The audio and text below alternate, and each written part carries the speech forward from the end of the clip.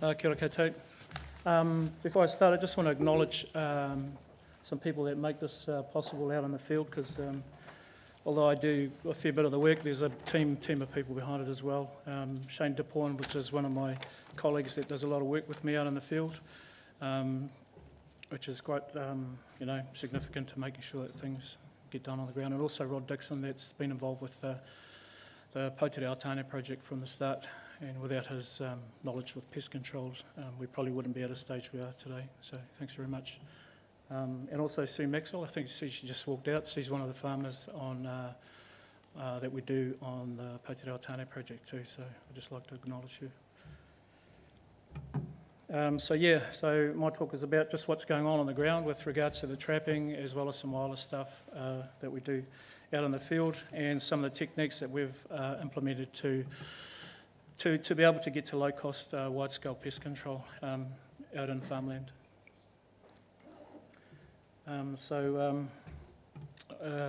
Low-cost predator maintenance, how can we achieve that on farmland? Also, what types of tools that we need to use to make it possible out in the field as well. Big thing is the network setup, making sure that network is set up so that we can get around the traps easily and efficiently, so it doesn't take too much time for a contractor as well as the farmer that's running a farm as well. And also making sure that trap network doesn't interfere with farmers' everyday work on a farm as well.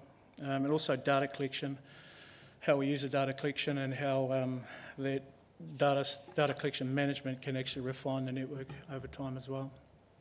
And what we're looking at is starting off, we started with 17 checks a year, which is every 3 weeks, which was best practice with trapping, and then moving from 17 checks down to 4 checks a year. So it's a bit hard to understand how you can go from 17 to 4, so hopefully I can explain that.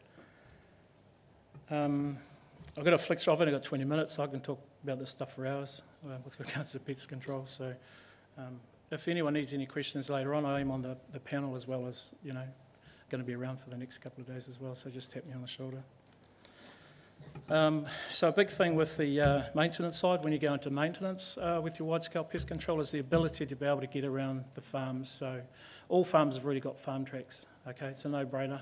So instead of putting a trap where you're not going to get to easily, or if you have to get off your vehicle and walk to it and spend 5 or 10 minutes either servicing it and cleaning up, it's going to take a long time to get through a network of, say, 8,000 hectares.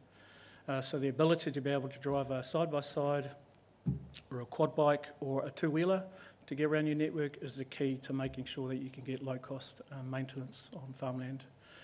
We currently use side-by-sides, and we can get to every single trap that we have on the ground just using side-by-sides. In the early days on the Pouri Rakete project, which is this one here, we used quad bikes, and we found them very efficient to be able to get around the trap network. The tools as well. On the start of the Pouri Rakete project, we looked at current tools that were available to us. We looked at what type of animal we were going to target initially, which was ferrets in particular. So if we were looking at ferrets, we needed to go to a pretty strong trap, which was a DOC 250. So we set the entire network up with DOC 250s. But what we did trial side by side with a DOC 250 was a tunnel run-through trap. So we developed a trap that we thought was going to be easy to use, easy to reset, easy to clean, and also easy to identify whether the trap had been triggered off or not. So talking about long life lures, what Campbell and Bruce were just talking about, if we did get to a stage where we had a long life lure in a kill trap or a self-luring trap inside a kill trap, the potential to stop at every single trap drops significantly. So we need to be able to identify that. So this is just one of the traps that we developed.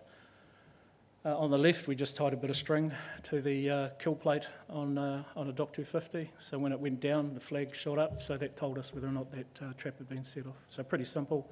And also we incorporated a flip open lid, so that instead of having to unscrew the lid, put your hands in and clear the animal, you just flip it open, clean it out quite easily.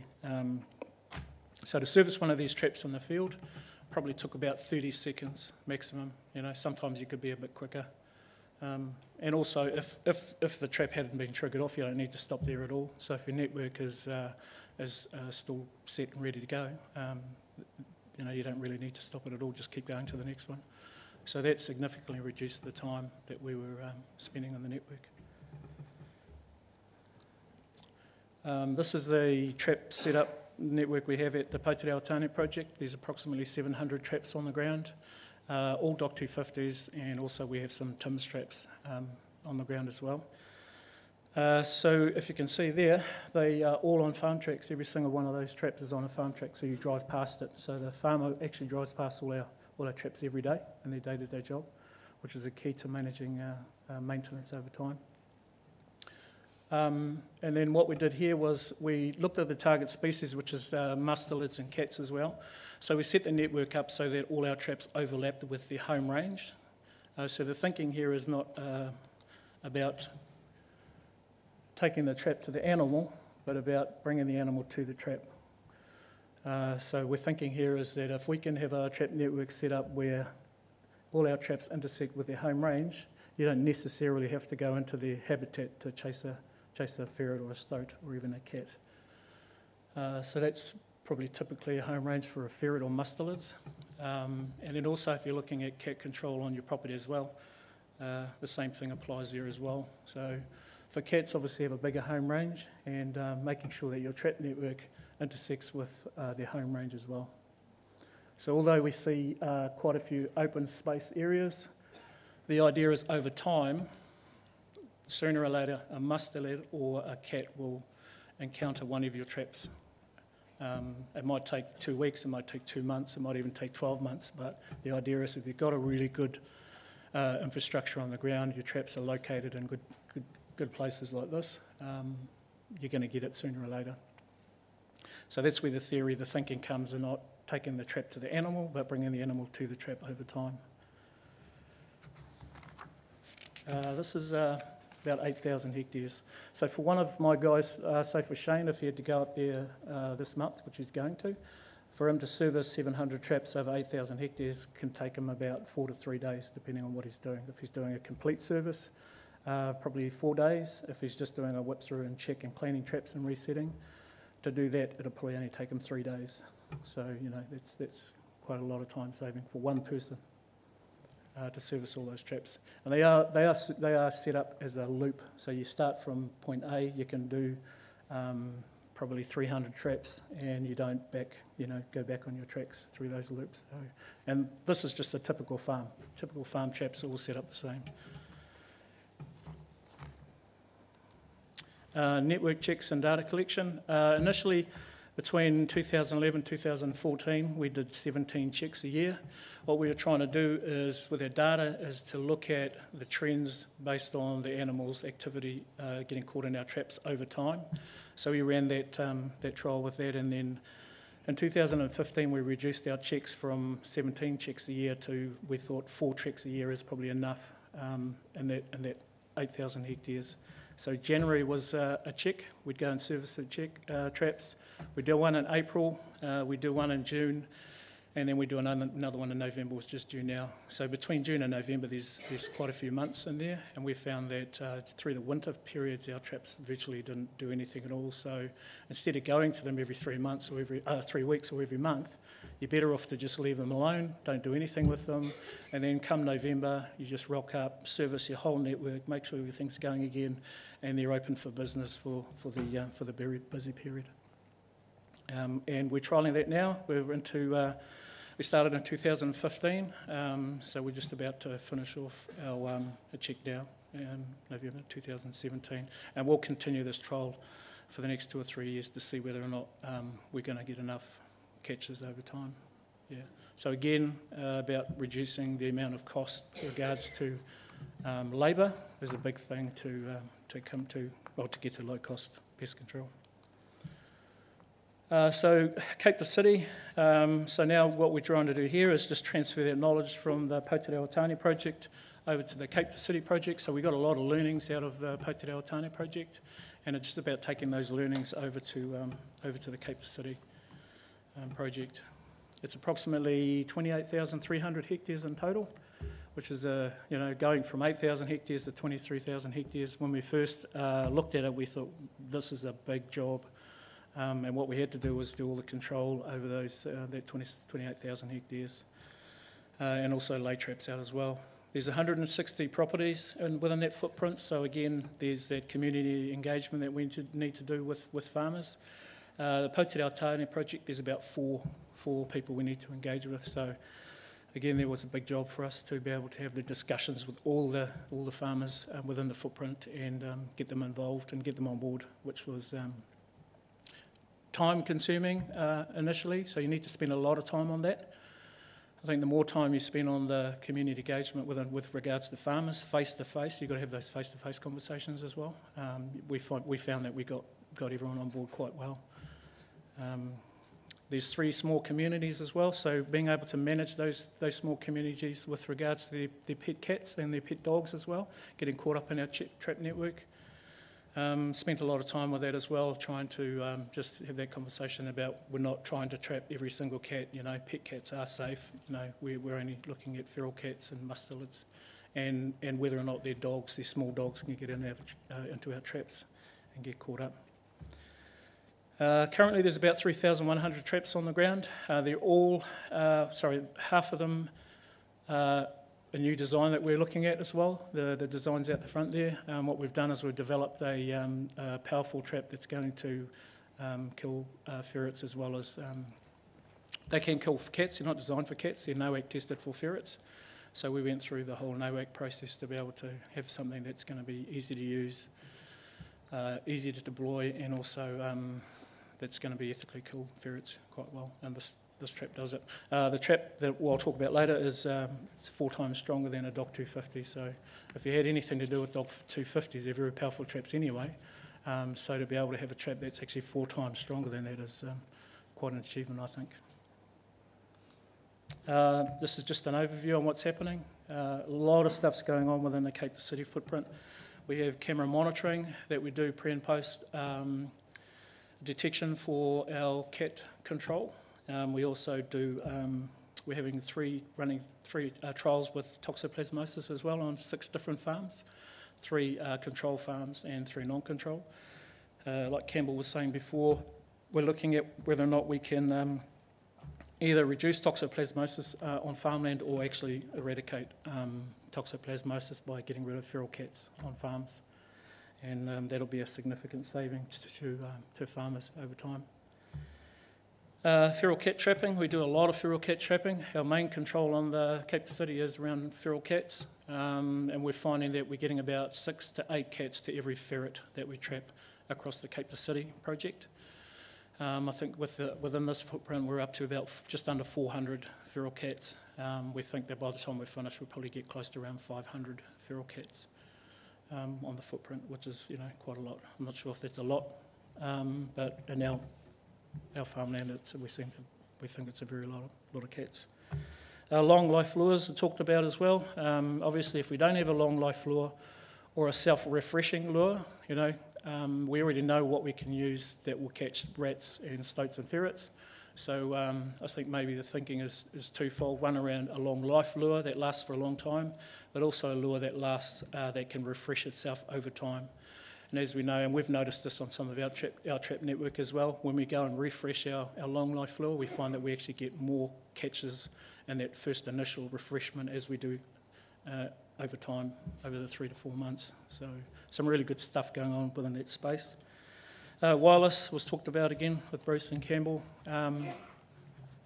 We are doing quite a bit around there as well. We've been trialling wireless out now for probably the last 3 years.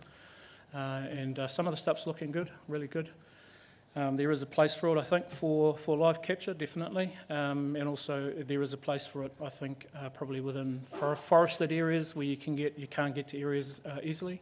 So instead of walking for 4 hours to go to a trap up in the backcountry that's still set and the lure's still good, you just wasted a 4-hour walk. So if you can be able to identify whether or not those traps are gone off by using wireless, I think that's quite a good benefit. And also our data collection, we're using trap.nz at the moment, which is working really well. Just quickly flick through these. This is the wireless stuff that we're getting done at the moment with Al Glenn. He's our pre and post operational management stuff we're doing with regards to camera stuff. So we do a pre-camera monitoring before we do our cat trapping, and then we do a post-camera monitoring after we've done our cat trapping to see whether or not we've got the numbers down. Again, toxoplasmosis, we're doing that stuff with the feral cat trapping. Like I said, we're catching quite a few cats within our footprint. Predominantly use cat cages, not so much leakholes because we're in farmland. And at the moment, well, about a month ago we had lambing, so the last thing we want is to catch a lot of lambs, and you do catch them in your trap network with the leakholes because they're all ground set, and sheep as well. So we find that the cages are working really well for us with that, and we're getting a lot of those cats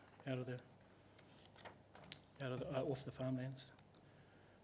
So this is a trap design that we've come up with that we think is going to be a game changer with regards to farm land and farmers actually using the tools. So if you put a trap on the ground and it's too difficult to use, the farmers just won't go anywhere near it. They won't touch it, they won't service it, they won't do anything with it.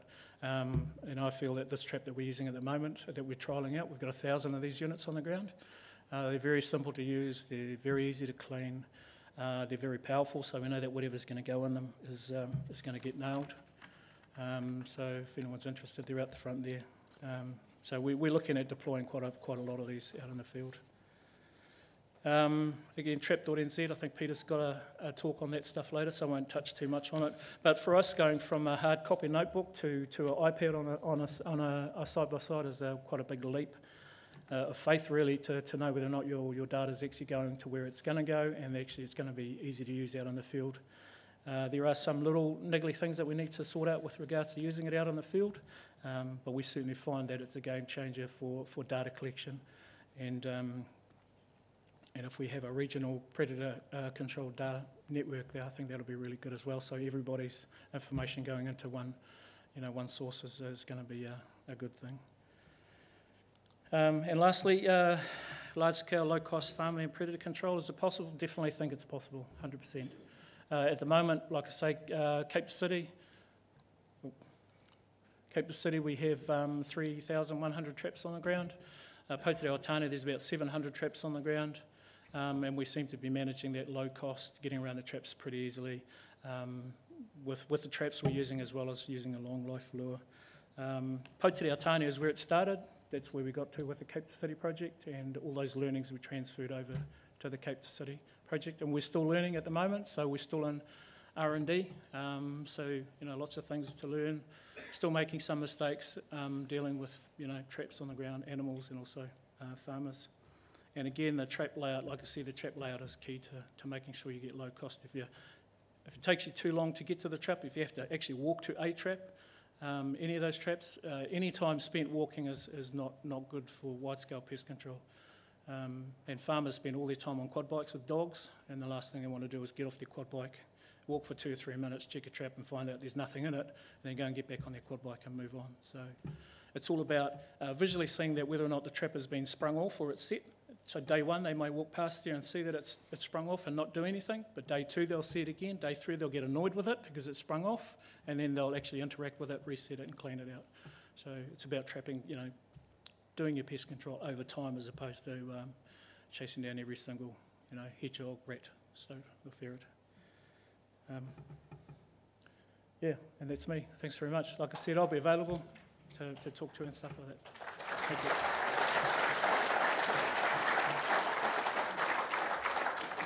Thank you very much, Pouri. I think we've got time for one question, perhaps. If there's one quickly. Question in the front. At the moment, we're using the ferret blanket through Lincoln University. We're trying that. That's been tested through Lincoln. Yeah, pheromone, and I think there is a talk later on today about that. That seems to be working really well. That was a good, quick question. Yeah. Can we have one more? Whoever's got the microphone there. Hi there, thank you for your talk, it was good. I was just wondering how you've been monitoring your mustelid, so the ones that you haven't been capturing, because you said you were using camera traps to monitor cats. Are you also picking up ferrets and stoats? Yeah, definitely. So pre and post monitoring that we do with cameras, we are getting pictures of stoats and ferrets as well on those. And then, I mean, what we're doing is we're not chasing every single animal with regards to seeing them on the camera. What we're doing is just getting a snapshot of what's on the ground. We go through and we do the control, and then we take another snapshot afterwards to see whether or not that we think that we've gotten those numbers down over that period. We trap for about 10 days when we do our control, so it's a very short period. And then what we do is we use our mustela traps on the ground to mop up the rest of the traps in our maintenance phase over time. So we don't chase stoats or ferrets with our camera monitoring, but we do see what's going on the ground, definitely. Thank you very much, Pouri. I'd invite you all to thank Pouri one more time.